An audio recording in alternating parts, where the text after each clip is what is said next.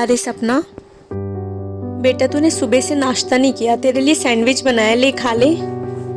मम्मा मैं अभी कुछ काम कर रही हूँ, बाद में खा लूंगी।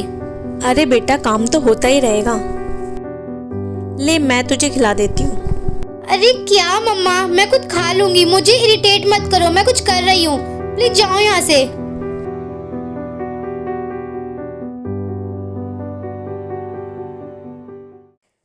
अरे सपना बेटा सुन। क्या मम्मा, आपको अंदर आने से पहले नॉक नहीं करना होता है?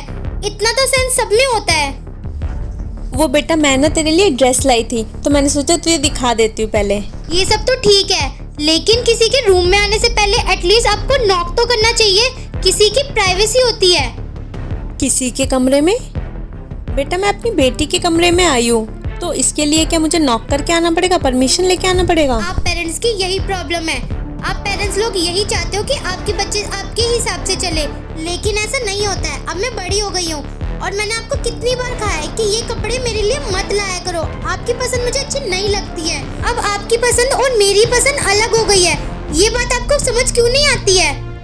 सारा मूड खराब कर दिया है।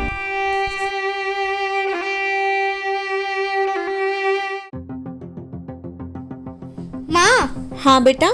मेरे बेड पे मेरा एक रेड कलर का टॉप रखा था, आपने देखा है क्या? अरे वो तो मैली हो रही थी, मैंने धोने के लिए डाल दी।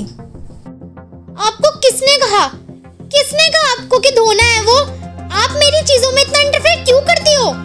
बेटा ऐसी क्या बात हो गई है, तू क्यों इतना भड़क रही है? वो मैली हो रही थी, मैंने डाल दी धोने के लिए, इसमें क्या गलती कर दी मैंने? लेकिन आपको बोला किसने इतना दिमाग चलाने के लिए? मुझे पहन के जाना था।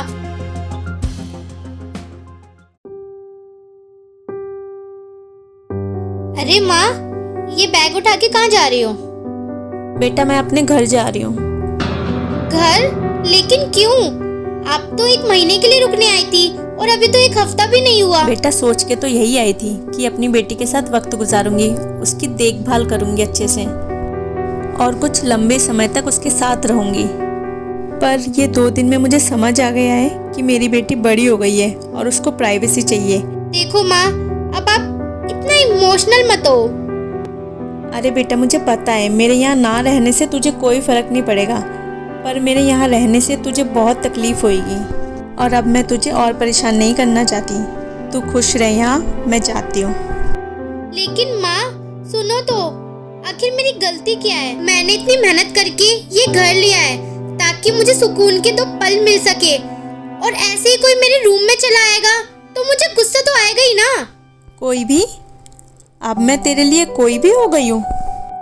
माँ बाप अपने बच्चों को बचपन से बिना स्वार्थ के पालते हैं, पर वही बच्चे जब बड़े हो जाते हैं, अपने पैरों पे खड़े हो जाते हैं, तो स्वार्थी हो जाते हैं। फिर वही माँ बाप उनके लिए कोई भी हो जाते हैं। माँ आप ऐसा क्यों बोल रहे हो? अब मुझे बुरा लग रहा है।